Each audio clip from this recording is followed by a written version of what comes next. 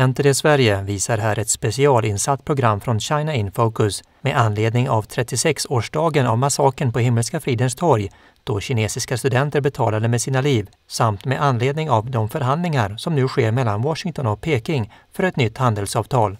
Är den kinesiska kommunistregimen redo att genomföra verkliga förändringar eller är historien dömd att upprepa sig?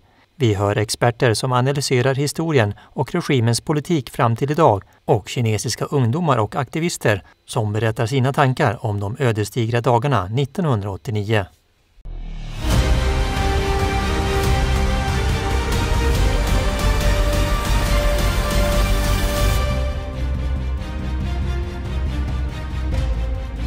Can China change through a trade deal? That's the gamble on the table right now as the U.S. government negotiates with Beijing, and world markets are watching closely.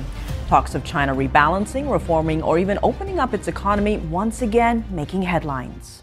We opened up China. China agreed to open itself up to American business to go in.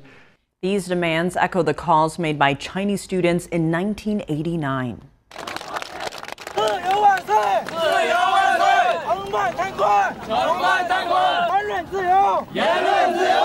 They held mass protests calling for further reform and opening up in China, but their hopes were crushed, their lives lost under the Chinese Communist Party's brutal clampdown.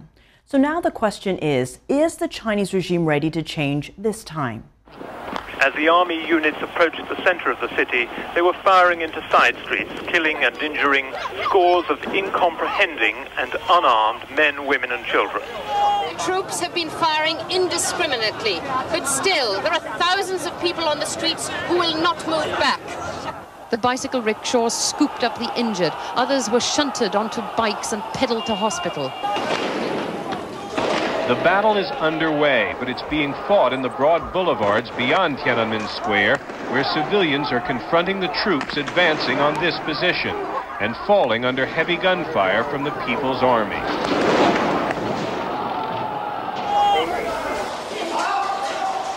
Casualties were arriving every few seconds. On bikes, rickshaws, park benches, carried in. In 20 minutes, 40 seriously injured were brought for emergency surgery. 2 were already dead. The students were incredibly brave. They were fighting live ammunition with rocks and stones. The crackdown is going to take many more hours, if not days, before it is complete, before we will know how many people have died. How do you feel right now? Feel right now? I'm very angry. That was Western media reporting on the Tiananmen Square massacre, where countless perished on the night of June 3rd and into June 4th in 1989. Before we get to that, let's turn back the clock to understand why the Chinese students demonstrated and what the Chinese regime did to suppress this democratic movement. We begin with April 15th. That's the date of former CCP head Hu Yaobang died. Now, he was very well loved. He was known as a pro-reform leader. That's both economic and also some political reform. And because he was so well loved, on April 17th to 18th, you had tens of thousands of students who showed up organically in Tiananmen Square. That's at the heart of Beijing's capital. And they were there to mourn and pay respects for Hu's passing, but also to show their dissatisfaction against the regime because Hu represented to them anti-corruption and also political reform. So it begins to spread into almost a protest. And it grows. You have 35 universities in Beijing where students are protesting, and also other major universities across the country where people are joining in. So this movement is growing. By this point, you have, countless people across the country joining in. So on April 26th, you have an op-ed that's published in the People's Daily. That's a state-run newspaper, and it's calling the student movement as a form of political turmoil. Now that's important because during the Cultural Revolution, anyone deemed a threat to public security was thus said to need to be purged. And so that's when you're starting to see pressure on this student movement, this democratic movement that's happening inside China. Now, in response, you had 200,000 students come out and protest this editorial and the regime's narrative of what's happening. So as April becomes May, you have millions of people joining in. It's no longer just students. You have CCP officials themselves joining in, justice, judges, and also some soldiers that are joining in. So at this point, on May 13th, you have students in Tiananmen who are now doing a hunger strike to try and get the regime to talk to them and open up some dialogue. And you have some people supporting them where they're like, oh, we really support this movement. We're going to give them food and water to help them out.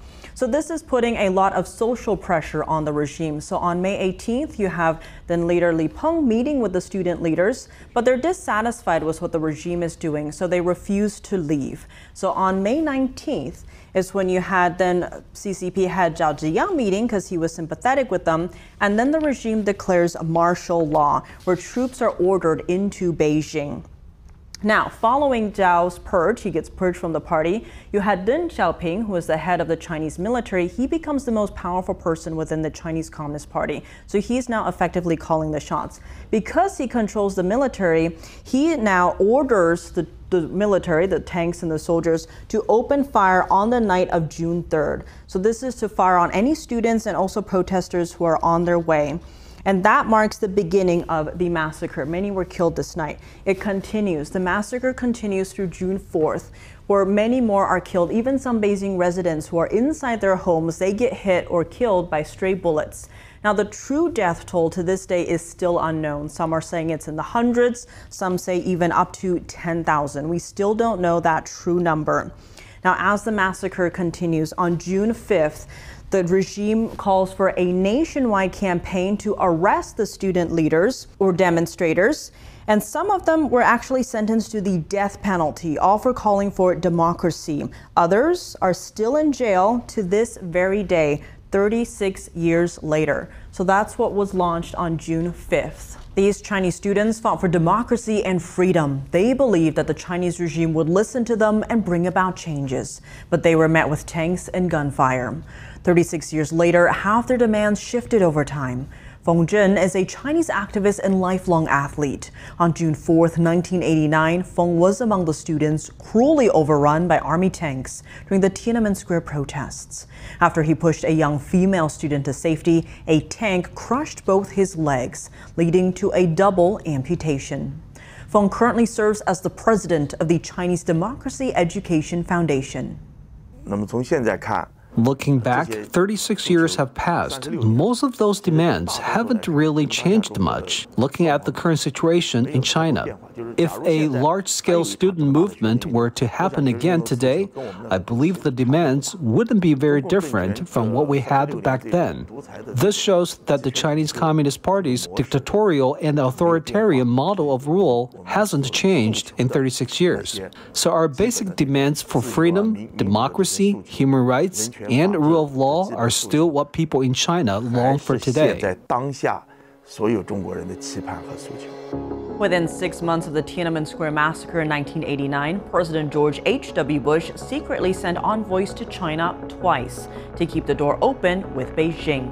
He believed this approach would serve long-term U.S. economic interests. What he might not have realized, it also helped China get through the crisis without real consequences. Fast forward a few decades, China capitalized on globalization, joining the World Trade Organization, becoming the world's factory, and booming into the world's second largest economy. Western countries got more and more dependent on China for everything, from supply chains to consumer markets.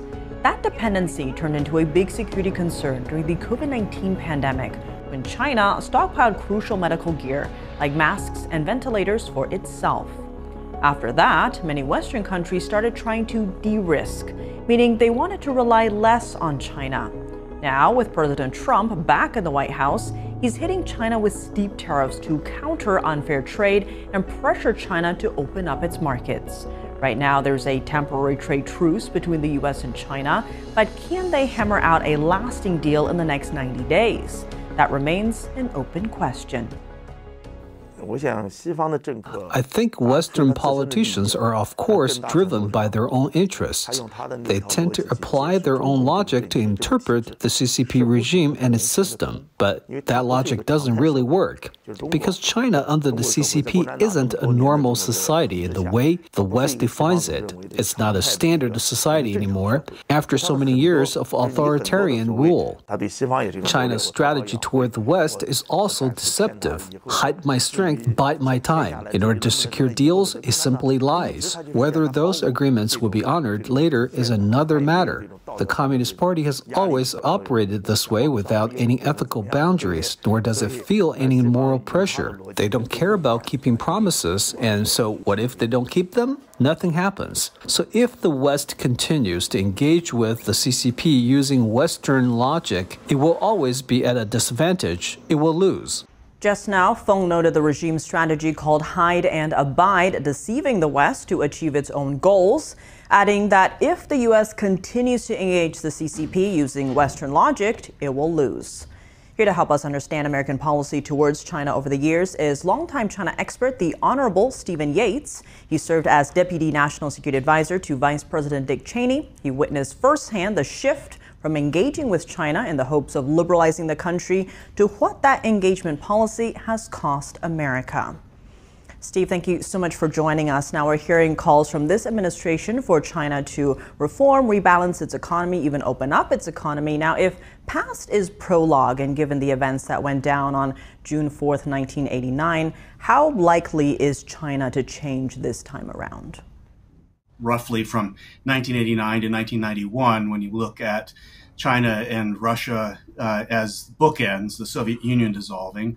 And there was this notion that somehow the West, free markets, the culture and civilization had somewhat, quote unquote, won, and that China, like many others, was going to seek to emulate in some way, shape, or form, adapt to at least accommodate the dominance of Western civilization. And what we have learned for the better part of 40 years is that changes within China when it comes to political system have been very, very minor. And even on the economic system, they haven't really adapted to our way of thinking or operating. They have taken advantage of those things. And Steve, as Feng noted above, the Chinese Communist Party doesn't operate as a normal society, at least not the way the West understands. Has the U.S. learned that lesson? Are we seeing that play out in the way this administration is dealing with China, as in holding it accountable? Well, I think it's adjusting in the following way. For a lot of my life, we engaged with an idea that basically people all over the world are innately the same, and they might be prisoners of a bad system, but if you find a way to reform or open that system, then those same people, just like us and our friends and neighbors abroad, they would just seek a better life for their family, the better opportunity for their children, more stability and opportunity generally for their society. All those things were deemed as universal goals and aspirations. But what we're learning is that our influence from the outside might be more marginal than we anticipated. And so I think what the Trump administration is adapting to is really looking at how do we set the international system in a way that aligns with what we need to do bilaterally with China, that contains malign influences and leaves it to the Chinese people and those that lead them to sort out what their internals are. That might be a brutal direction to adjust, and it's sad on a human level in a certain sense. But we have to be honest that over the last generation, we have not moved the needle on some structural human rights issues the way that had been promised and the way that our national interests and values should dictate. Steve Yates, thank you so much for those insights. Thank you. Next, let's hear from today's youth on China's so-called opening up and about their attitudes towards the Chinese regime. NTD's Flora Hua brings us details. What do you think China as a market, apparently a very huge market, do you think China should open up more? Yeah, I have done business in China before, and I mean, you hope that the workers producing the products that you might be buying are paid a decent wage and have decent conditions, and that there are environmental controls that are helpful for our global commons and our air and water. And yeah, you don't always get the sense that that's that's happening in China. The Chinese Communist Party has long profited off the U.S. trade surplus, and I think this time the U.S. should take a much tougher stance toward China. To transfer internal pressure and unrest, I believe the CCP will likely try to appear more conciliatory to the U.S. government. Because if exports really come to a halt and Chinese people start losing jobs, they may rise up to protest, and that's something the CCP doesn't want to see. Just now, we heard from today's youth about opinions on the Chinese regime. Joining us now to dig deeper is Joshua Phillip, senior investigative reporter with the Epoch Times, who's covered Chinese Communist Party subversion for years. Josh, thank you so much for joining us to share insight. Now, to begin, what ultimately is the fundamental difference when it comes to Western governments and something like the Chinese Communist Party? What do U.S. officials need to know to understand how to approach the CCP? You know, there's this whole slogan in China, there'd be no new China without the CCP. Absolutely not true. Most of the Asian world, I mean, look at South Korea, came up without needing communism. I would actually say it's the opposite. There would be no new China without the USA, because all the wealth of China, the entire economic boom, it came mainly through U.S. investment. The CCP does not really respect free markets. The Chinese Communist Party engages in some of the most abusive trade policies of anywhere in the world. In fact, Trump even acknowledged this, saying that they're the worst abuser they've identified. That's why he had 145% tariffs on it. And so the whole idea that by engaging with the Chinese Communist Party that somehow it's going to magically change, we've been trying that for decades and it has not worked. What we've actually found is the opposite. If you open up a channel for the CCP, they will not change, but they will try to change you.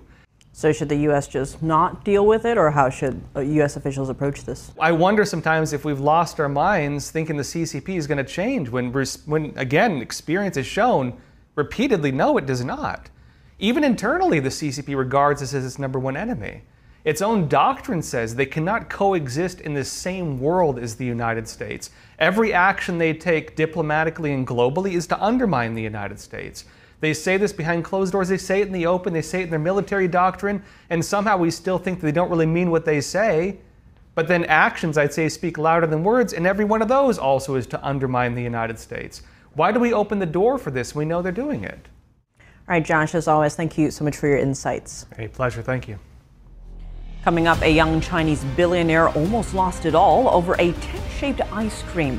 Why did this simple dessert trigger such fear in the Chinese regime? Stay with us to find out.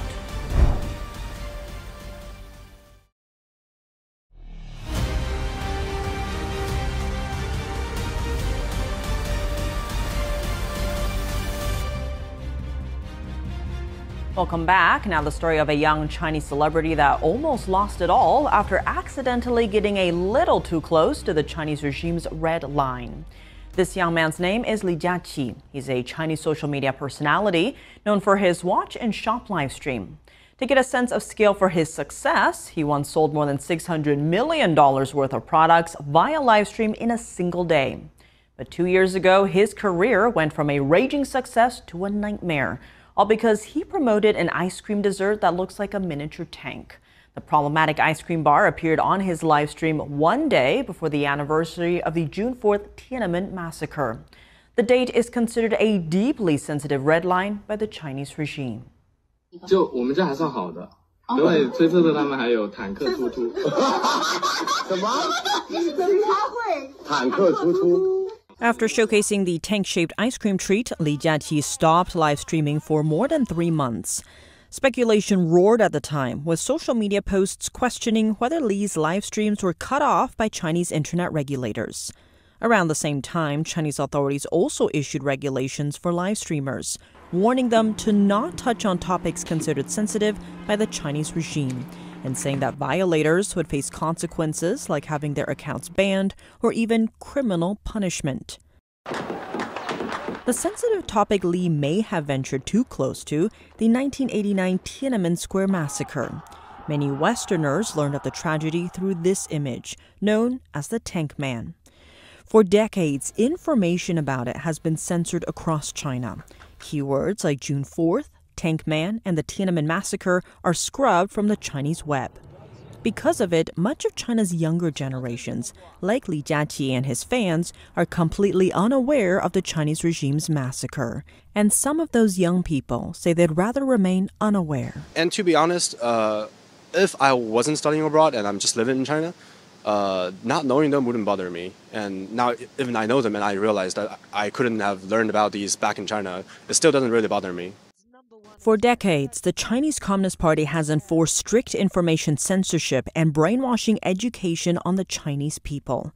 But in a surprising turn, the apparent shutdown of his live streams over a mere dessert sparked curiosity among many young Chinese. They began asking questions. Why are tanks banned? What really happened on June 4th, 1989? A tank-shaped ice cream rattled China's communist leadership. So much so, the regime poured hundreds of millions of dollars into censoring the internet, trying hard to block public access to free information. But here's the question. Why would a regime that relies on economic growth to hold power pour so much into controlling online information? The CCP hides and distorts its own history to cover up its crimes. Everyone knows only criminals fear exposure. So the regime uses state mechanisms to impose a high-pressure policy of collective amnesia on the younger generation. As a result, society in general has almost no awareness of the Tiananmen Square massacre. The topic of June 4th is essentially non-existent. It's a sensitive word censored on the internet. And now we have NTD's Flora Hua with us. She's been talking with young Chinese people over the past couple of days. Flora, what was your main takeaway? Yes, Tip. I felt hope that many young Chinese people are still fighting for democracy and freedom until today. And there's one story I want to share with you, where a smart young man told me that this is his duty. That's the exact same thing a student in Beijing said 36 years ago before going to protest. That sounds very inspiring. Let's go and listen to that now.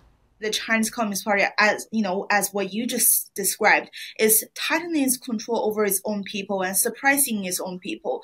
And then, in the meanwhile, on the international stage, China said, "Oh, we welcome Western countries to do trade with China, and welcome foreign investment, foreign companies to come in China to do business." So, how do you see this phenomenon? Like what I experienced in China, the Chinese Communist Party always regard United States as an evil state and as a rival. And right now, I think the people of the United States should wake up to say what the lies that CCP has made to the world. Because the CCP has just promised the world that they will change the human rights condition and to make the world accept CCP to trade with the Western world. But CCP has never changed its human rights suppression to its own people. And the trade with the Western world is just a tool of the CCP to seize power through making money, to just infiltrate, like what I said, to infiltrate the Western world and to just subvert the West state, like United States government. So I believe it's a 100% hypocrisy. How does the younger generation in China view the history they've inherited and their access to an open internet? We must not forget history. If we do, future generations will have no idea what this evil regime has done. The contrast between not knowing and later learning the truth was shocking for me. That's why, now that I'm in a land of freedom, I feel the need to support those fighting for democracy. 36 years later, the events of that fateful day, June 4th, 1989, are still impacting us to this day, as the U.S. once again figures out next steps with China. Thank you for joining us for this special edition of China in Focus on NTD. I'm Tiffany Meyer.